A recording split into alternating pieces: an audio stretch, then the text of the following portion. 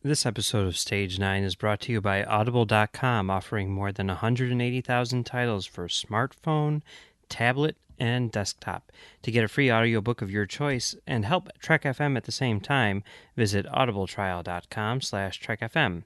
And also by Enterprise in Space, an international program of the nonprofit National Space Society. Find out how you can help science and education and become a virtual crew member aboard the NSS Enterprise Orbiter by visiting enterpriseinspace.org. And if you want to join the conversation and share your thoughts on this episode, join the Babel Conference, our listeners group on Facebook. Just type BABEL into the Facebook search field. We look forward to seeing you there. You're listening to Trek FM.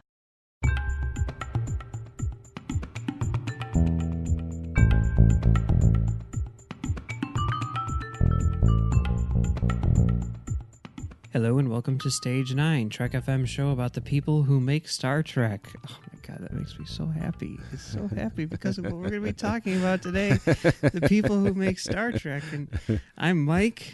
I'm John. And we were going to talk about Batman versus Two-Face today, which we, still will in the future. But this evening, our plans changed.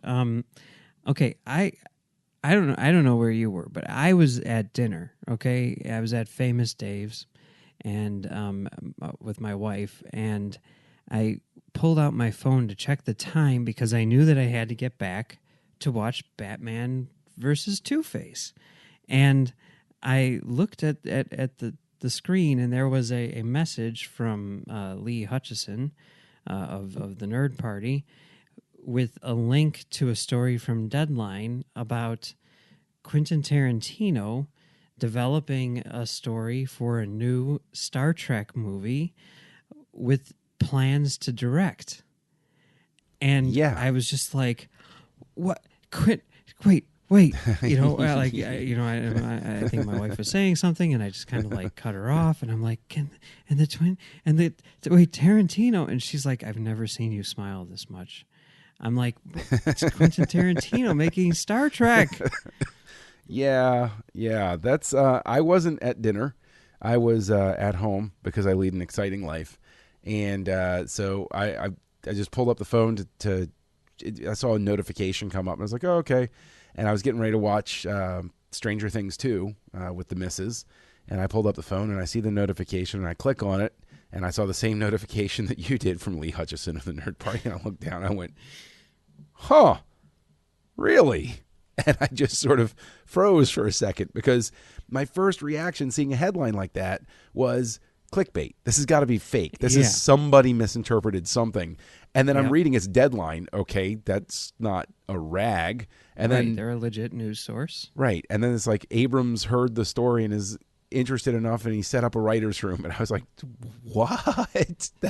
That's pretty, wow. Like, that is crazy. Wow. Like, it's numbing. It's like, I can't believe that's an actual headline. Like, that's out of my dreams. It's like, because like, I immediately, like, I was like, I need to tell everybody, and I start, messaging, my co-hosts on the Edge. I start, texting people like Max and friends at work and all this stuff. And, Brandon, from the Edge, he's like, is this a legit news source? And I'm like, yeah, it is. Yes. Yeah. I'm like, Deadline is, they are legit. And since then, Hollywood Reporter has corroborated it. And yeah, I mean, they are. They're like one of the main, industry, trade magazines. Yeah.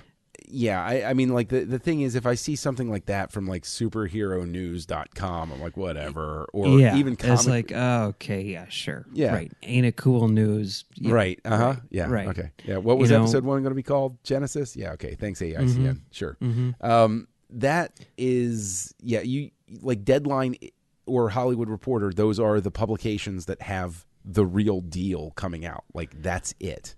Right. Most of the time they're reporting stuff, or a lot of the time they're reporting stuff is literally stuff which is fed to them by the studios, Right. But I mean, on face value, you look at that and you're like, this doesn't make any sense for so many reasons. One, Well, for one thing, we know that they have a script already, right? Yes. Yep. And two, Tarantino's working on another movie right now. Three, Tarantino directing a Star Trek movie. I can see it, man. I can see it. And four, okay? And here's the big one to me. Yeah.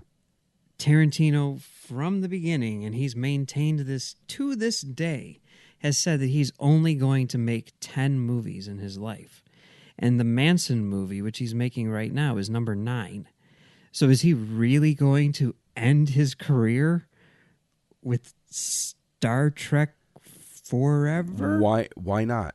Oh no, it doesn't need to be forever. Okay, I'm going to go through because I had the same thought you did. Oh well, they already have a script. They already talk about. They could go into production on 4 at any time. What better leverage does Abrams have with Paramount to get 4 moving along, and then to say, hey, guess what? If you make 4, I got Tarantino waiting in the rings, and we could make Star Trek 5 with Quentin Tarantino. And Paramount can say, oh, CBS All Access, you think that Discovery has gotten a lot of press. We're going to be working with Quentin Tarantino for the next movie for our Star Trek property. Boom.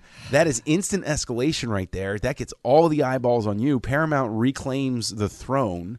I mean, it's beautiful. Like, if I'm studio head, like Abrams comes in and he's like, I set up a writing room for Tarantino to do my next Star Trek movie. It's like, how fast can we make number 4? How fast can we get that done? That could be because, I mean, they just announced that the release date for Tarantino's new movie, which he hasn't even started making yet, is going to be August of 2019. So, this is a movie which he's been developing himself, whatever. He's got a script, he's going into production, and even that isn't, and it's a much smaller movie with probably 0 to none in terms of like effects, right? And that's 2 years off.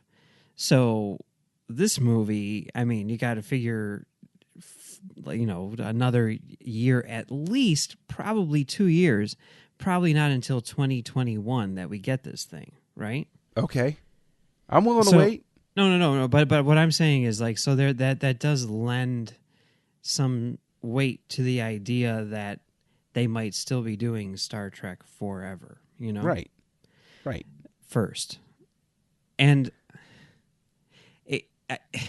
that's another thing which seems weird to me if this is his last movie, right? And it's just weird in general, but the idea of them establishing a writer's room for Tarantino. I mean, do you really think that Tarantino is not going to write and direct his last movie?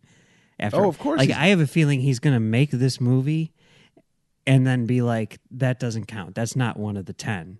That's just something I did on the side, like CSI or 4 Rooms. It's a side project. Yeah, that's not going to be part of his 10. I can see Tarantino sitting there saying, I said I would write and direct 10. I'm only directing this one. There you go.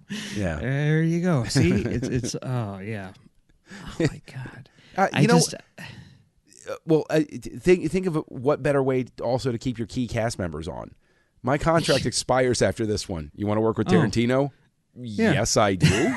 I would like that very much. I'll stay on for another one. Now, it is interesting because, and this made, the rounds about a year or so ago when he was on the Nerdist, and they were asking him, like, because, now that they're making Star Wars movies, they ask everyone, you want to do a Star Wars movie, whatever.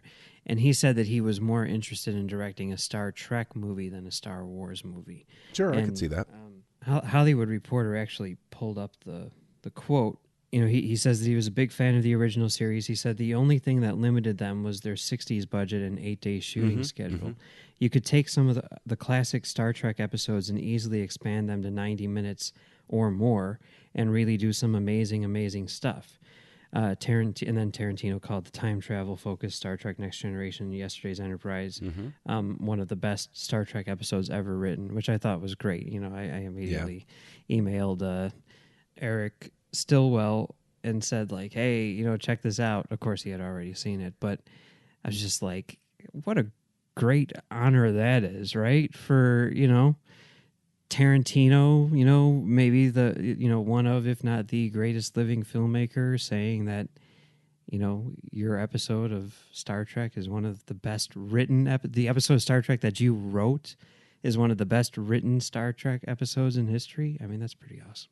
It's a hell of a call out for sure. And the thing is, I'm already in my head thinking about how would Tarantino stage a Star Trek thing, and I know that there's an interview going around, the interview clip with him, where he does talk about yesterday's Enterprise and the budgets and everything, but he also talks about how they have painted themselves in a corner in that, he basically says he wouldn't take the approach of having to give everybody a big part in it, that he would winnow it down. And I know that this might be apostasy of some sort, but one of the things that really made the original series movies work so well was that, you had the whole crew, but the focus was really tight on those big three. And that's how the show was, too. I mean, it wasn't like an ensemble like Next Generation was. There were the three guys and then other people who they needed to sit in the seats, Right. And occasionally they were given stuff to do, whatever. But, it makes sense to focus on the big three. And I could totally see him doing that. I could totally see him working with in the Kelvin timeline, continuing this series, because he is getting to work with those classic characters, even if they've been updated or whatever. I mean, he's talked about Wrath of Khan being like one of, his favorite movies of all time. And, even in Kill Bill, Volume 1, the American version opens, with the very first thing, revenge is a dish that is best served cold. Old Klingon proverb. That's the very first thing you see on screen, So he's definitely a fan, definitely someone who's knowledgeable about all that stuff. And, oh, my God, how amazing would that be? It would be pretty amazing, especially because I think that he would do what everybody really wants out of a Star Trek movie that I think that Beyond did very well. Beyond had its big action pieces and everything like that, but I actually think he would wind up keeping the focus tighter on the characters and less on the danger. Like his constant references to Wrath of Khan, to even yesterday's Enterprise, it's focused on the impact of what's going on the people. And so he would scale it back from, I think if there's a big criticism that everybody has outside of the obvious one for Into Darkness, it's that it gets into this big overblown action territory at the end. I think Lynn managed it a lot better in Beyond and paced things out a lot, a lot more evenly and a lot more cleanly. But I think that you wind up having a director come in who keeps things on a tighter focus. I think that, and based on what we've heard about 4, it almost seems like that too, because the whole thing about he would meet his dad through time something or whatever, usual time trap sort of thing. But I then think of Tarantino's visual sensibilities, and I think of the way he would stage them on a planet. Like I go to Hateful Eight. Like I see Tarantino being something that's like, well, nobody's ever used this type of lens on a Star Trek film before, and then getting some crazy camera where you can see the whole bridge laid out in one shot, and just be like, this is amazing. He could shoot it in ultra 70 millimeter or whatever it's called, the anamorphic 70 millimeter format they used for Hateful Eight, which those lenses were the same lenses that they used on Rogue One, although they cropped the image, but. It's definitely going to be on film. We know that, right? That's a great point. It could get a 70 millimeter release very, very easily, which would be awesome. And I think stylistically, for all those people who are like, it's just a bunch of lens flares and blah, blah, blah. Stylistically, it's going to probably look more like Wrath of Khan than any of the other movies, Now, here's the question. Okay. Discovery has had its fair share of controversy because of decisions that it's made and whether it's story, whether it's production, whether it's whatever. Tarantino is known for more colorful metaphors, as Spock might have said. Would Tarantino feel comfortable enough where a studio says it's got to be a PG movie? It can't, or a PG-13 at worst. It can't be an R-rated movie. We can't have exploding heads. We can't have F-bombs. he's going to be comfortable with that. I think he realizes his limitations or his restrictions. He usually puts himself in situations where he doesn't have any. That's his thing. But I mean, he's directed episodes of ER and CSI. He knows that. He knows the game. So I don't think that he would have any problem with that. And I think that he is someone who realizes that this is for a mass audience and that, it appeals to kids as well and families and everything like that. And I think he would cater to that, I mean, he's not, just because he likes that, he's not like, he runs his own movie theater, right? And and I know this isn't exactly the same thing, but I think it kind of speaks to his sensibilities. His movie theater has a weekend matinee series where they always show kids' movies. And sometimes they might be pushing the boundaries for today, like they might show the Bad News Bears or whatever, but they're all kids' movies designed to kind of introduce kids to, movies of the past. It's not just the latest blockbuster. It's never the latest blockbuster. It's usually whatever the big kids movie was in 1974. You know what I mean? But like that just to me says like he does understand this. He understands the idea of playing to an audience and that sort of thing. And he's got to understand that, Star Trek has limitations, I'll say this much, that I think that we are far more likely to get a cursing light or cursing free Star Trek movie from Tarantino than we would from Fincher. Like Fincher's 0% chance there's not at least 3 F-bombs in that thing. It's like at least one every 30 minutes with anything that he does. So I think Tarantino, it would probably be more well suited to that. Yeah. Perhaps. But there was that time when Fincher was going to direct Mission Impossible 3, remember? Oh, vaguely. Only vaguely. It was like, I mean, he had a cast and everything like that. It was like good to go, I think. Was it Mission Impossible 3? I don't know. That had like a bunch of directors. Joe Carnahan was going to do it at one point too. I don't know. But yeah, I mean, yeah. And then then J.J. Abrams took over. But yeah, no, I mean, I don't know. I really think that he does realize that. I mean, it's interesting, though, because the only other time where he has really considered doing this and has really kind of fought hard to do this and failed was Casino Royale. He actually went to court over the rights to that movie because he wanted to direct it, but he was going to do like something really interesting with it. For those people who don't know, this is right after Die Another Day. So, I mean, it would have come out like when the Casino Royale that we got came out. But what he wanted to do was still have Pierce Brosnan as Bond. It wasn't going to be an origin story. What it was going to be, though, was it wasn't going to be a sequel to Die Another Day either. It was going to be a sequel to On Her Majesty's Secret Service. He was going to set it in the 60s, right after Bond loses his wife. And that was going to be sort of like the time period and the setting and the premise of the movie, the context for that story. And then he was going to cast, Brosnan as Bond, but as a 60s Bond. And then Vesper was going to be played by Uma Thurman. Of course. I mean, naturally. Yeah.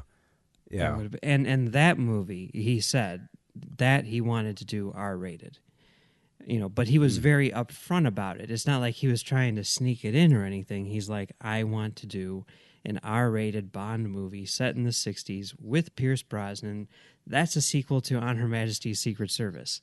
And the Broccoli's were like, no, because of that thing, because they wanted it to be PG-13, So, he knows the score, right? Everyone knows the score. They're not going to not have that conversation at least once and just be like, just so you know, right? I mean, like, you know that you can't, like, swear in this, right? Yeah. Though, I see talking about the Bond thing, though, like, I think he cracked the code here of there's always the question of how are we going to go forward with Bond? What are we going to write? My goodness, why don't they go back and start doing sequels to older ones and jump around the time period. It's an anthology series anyway, right? So take Bond and say, you know what? We don't know what happened between, Diamonds Are Forever and On Her Majesty's Secret Service. So let's make a movie that takes place between that and continuity and stuff like that. And why couldn't Tarantino come in? I mean, if he's dropped hints that he likes the time travel storylines and stuff like that, can you imagine somebody with his sensibilities pulling off a Star Trek 4-esque type of thing and bringing them back to a different time period that he likes to work in? Like, that would be pretty great. He could do anything.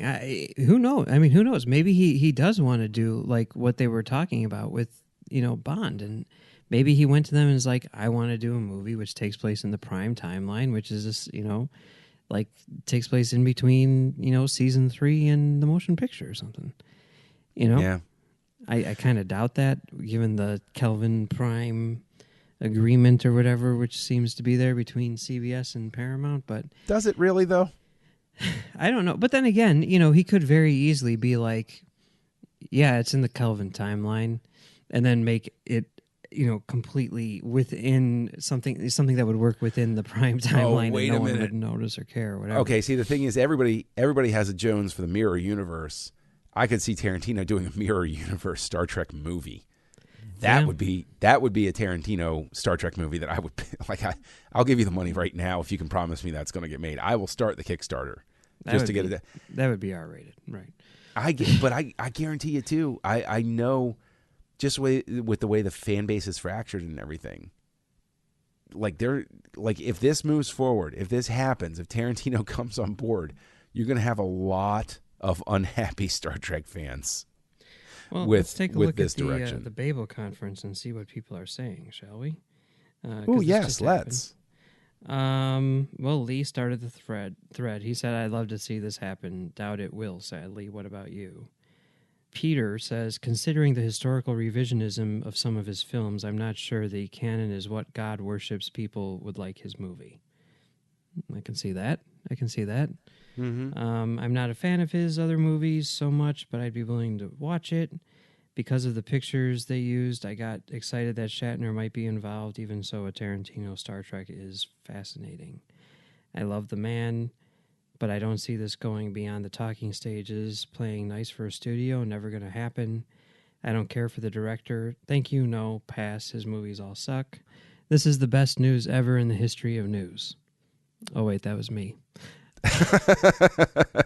I don't know. You know what? I mean, there's a lot of interesting possibilities. Obviously, a lot of people have a lot of opinions, but I think we're both in agreement that it doesn't get any better than that. I mean, I'm right there with you. I'm trying to think of the last time I've been this excited about movie news. And I think the last time I was this excited would have to have been when they announced that Star Wars Episode 7 was getting made. That was a pretty big day, wasn't it? Yeah. I remember it vividly. Yeah. I do too, actually. I was I'm sure I've told the story before. I was actually at a work conference. And people were like asking me what was wrong because I was like, yeah. That's how I was. I was like, I need to text, and I'm just like, texting people. I can't read any of the texts that I sent because they all have profanity in them. Because I was just so excited. But yeah, I'm like, my wife's like, do you want me to drive home so that you can, text whoever you need to text, and I'm like, no, I'll drive. But then I'm like dictating her, like, as she's like messaging people and stuff, so I don't know. I just love that before we started like you sent me a text message. It didn't have the link or anything, like you knew I'd read it and everything. And the text message was simply, we're going to talk about this instead. Right. I was like, oh, hell yes.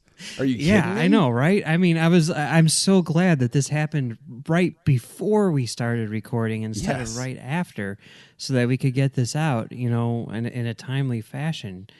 But I just keep smiling and laughing, and my wife keeps looking at me like, "What's wrong with you? why are you this excited about this? You know, and I mean, she knows why, because in this place we have posters for Kill Bill and statues for Kill Bill and shoes for Kill Bill, and there's a lot of Kill Bill stuff, but that's not his only good movie. They're all masterpieces, but you know. So basically, on top of all of that, how can you not get excited that an A-list director is interested in your franchise, right? Like this isn't, well, we're going to give somebody a shot from, TV that's got an established record. I'm taking nothing away from anybody that's made their bones and worked their way up to get to helm a Marvel movie or something like that. But like to get Quentin Tarantino, who, like Oscar nominations, Oscar win for writing, well-known direct. Like if I say Quentin Tarantino on the street, the odds are somebody's gonna be like, yeah, I know who you're talking about. This is a name for your franchise. That's huge. It's huge. I mean, do you, I don't know if you saw all these articles and everything about him deciding who was going to make his next movie, which studio was going to make his next movie. It was like he didn't have to go begging to the studios, right? The studios came to him. And basically he said, here's the deal. I need this and this and this, and here are the hoops that you need to jump through in order to pitch to me, to give me your pitch for why I should make my movie at your studio, right? And you hear some of these pitches, like, the movie takes place, it's about the Manson family, right? So, yeah. It takes place in like 1969, I guess, right? Yeah, somewhere 69, in that area. the Sharon Tate murders, yeah. Right. So, like he goes to the Warner Brothers lot, and like all of the signage and everything has been changed to like 69, era Warner Brothers.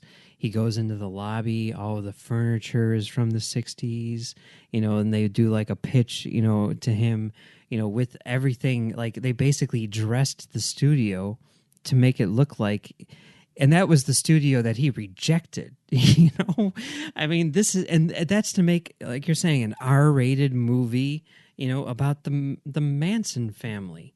Like, it's not an upper. It's not going to be a crowd pleaser. No, I mean they're not market. establishing a writer's room for Manson Family 4. You know what I mean?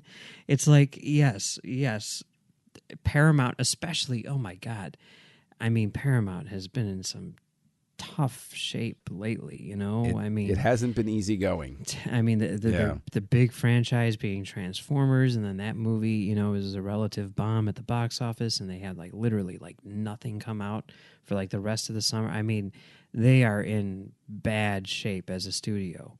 So for, Quentin Tarantino to come in and be like, I want to make a Star Trek movie. It's like, here's your blank check, I just realized we're sitting here, we're saying the writer's room. Why would you have a writer's room for a Tarantino movie? He writes his own movies. What if this writer's room, Paramount wants their franchise, is Tarantino's idea is of a kind where they're bringing in a writer's room because they see it branching off, and this is the rebirth of the film franchise for them.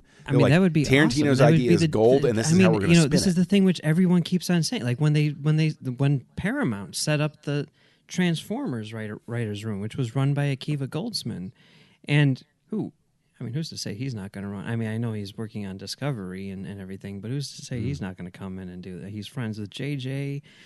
He's done this literal exact thing for Paramount in the past.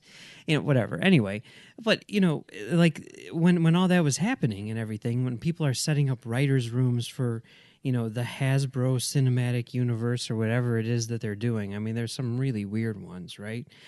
Yeah. Everyone keeps on saying, like, why not do Star Trek? You've got an entire galaxy of stories there, timelines, time periods, ships, everything. It just makes sense. So maybe that is what's happening.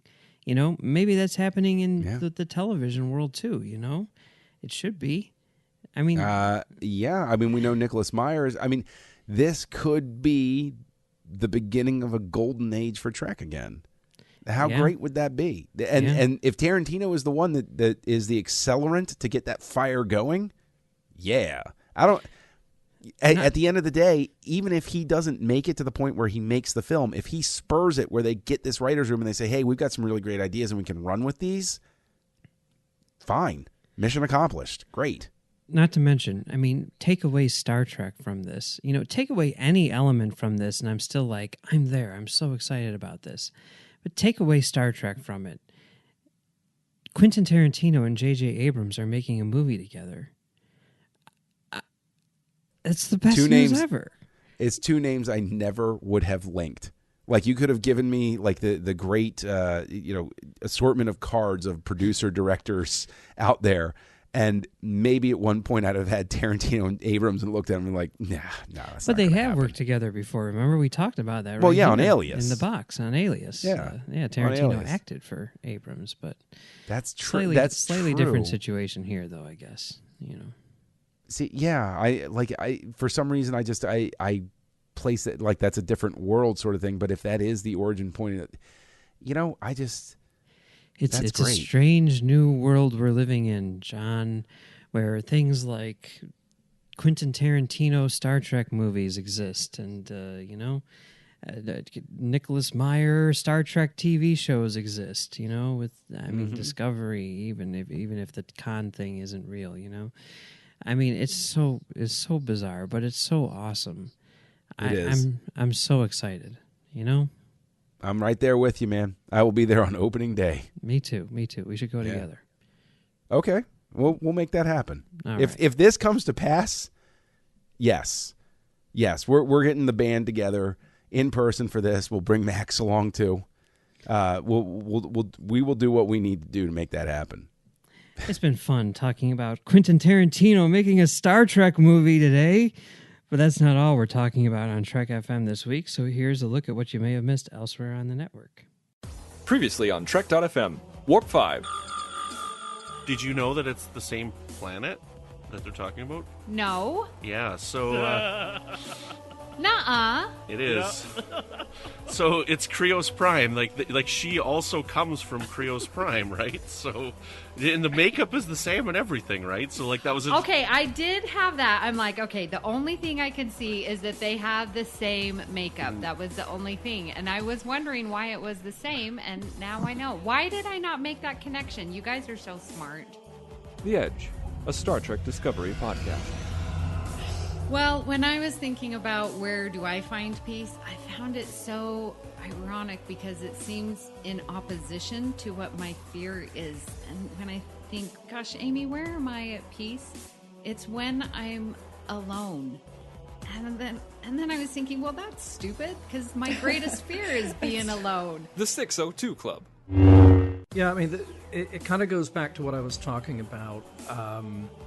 For the last two films that we've talked about, to say that what I want for Roger Moore is a sense of dignity for the character. Continuing mission. Now, on today's show, we have a very special guest who has steered the good ship Enterprise through some perilous adventures, fought off dastardly villains, and wooed the ladies, all in a day's work. He's now vacated the captain's chair by order of Starfleet Command and is now being railroaded in a new career. More about that later. Excuse the puns. Will you please welcome to Continuing Mission, Mr. Vic Mignogna.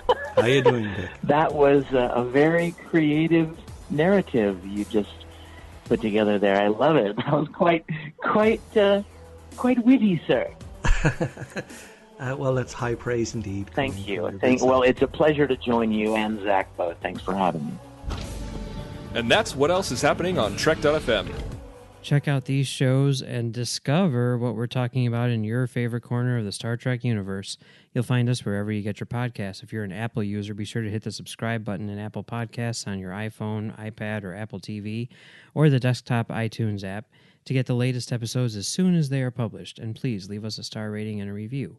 If you're not an Apple user, we've got you covered as well. You can find our shows on Google Play Music, Stitcher, TuneIn, Spreaker, SoundCloud, Windows Phone, and in most third-party apps. And you can stream and download the MP3 file from our website or grab the RSS link as well. We'd love to hear your thoughts on today's show, and there are many ways for you to do that. The best place is to join the larger conversation in the Babel Conference. That's our listeners group on Facebook. Just type Babel, that's Babel, into the search field on Facebook, and it should come right up. If you'd like to send us email, you can use the form on our website at trek.fm/contact. Choose to send to a show and select Stage 9, and that will come right to us. You can also find the network on Twitter at TrekFM and on Facebook at facebook.com/TrekFM. John, where can people find you on the internet? Oh, I'm findable as Kessel Junkie on the internet. You can also find me over co-hosting Words with Nerds with my pal Craig. And then if you go over to the Nerd Party, you can find me co-hosting Aggressive Negotiations with Matthew Rushing and co-hosting Great Shot Kid with you. That's right. You can find me over there. You can also find me on my website, commentarytrackstars.com, doing a show called Commentary Trackstars. And you can find me right here on Trek.fm, doing a show called The Edge. And you can find me on Twitter at Mumbles3K. If you'd like to help us keep all of our shows coming to you each week, you can become a patron of the network on Patreon. Visit patreon.com/TrekFM. That's patreon.com/TrekFM to get all the details. Perks include early access to episodes, exclusive content, producer credits, and more available through our special patrons website, Patron Zone. It requires a great deal of money to produce and distribute these shows each month. We really appreciate any support you can give us and hope you'll join the team. Again, you'll find all the information at patreon.com/TrekFM.